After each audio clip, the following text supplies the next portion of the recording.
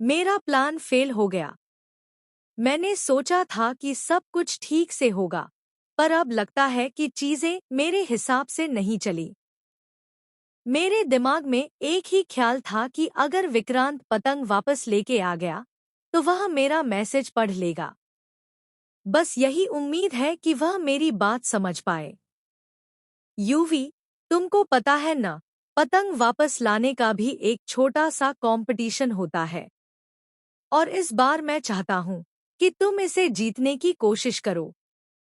तुम अपने बड़े भाई या दोस्त के साथ जाओ और जो भी रास्ता आसान लगे, उस रास्ते से पतंग वापस ले आओ।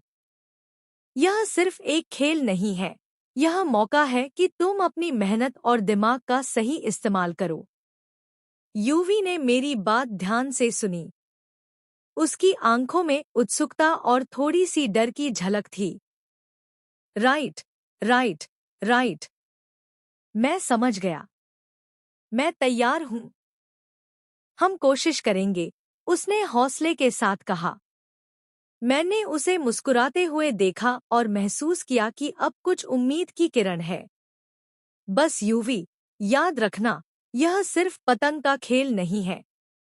यह तुम्हारे धैर्य, तुम्हारी समझदारी और तुम्हारे प्रयासों की परीक्षा है।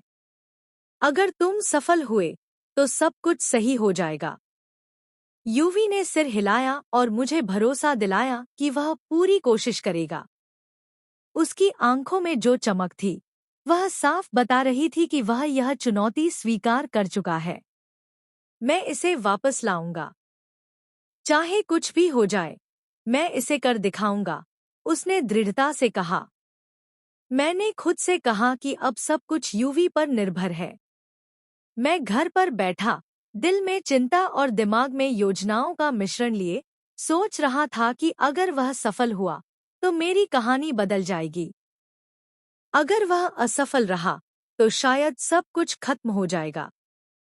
यूवी और उसका साथी रास्ते पर निकल पड़े। हवा हल्की ठंडी थी और आसमान में पतंगे रंगबिरंगे झूल रहे थे। हर पतंग की चाल में एक कहानी छुपी थी, किसी की मेहनत, किसी की कोशिश और किसी की जीत का सपना। यूवी ने ध्यान से आसमान की ओर देखा और अपनी पकड़ मजबूत की। हमें यह पतंग जल्दी से पकड़नी होगी, नहीं तो कोई और इसे ले जाएगा, उसने कहा। उसका साथी हंसते हुए बोला, तुम इतना गंभीर क्यों हो?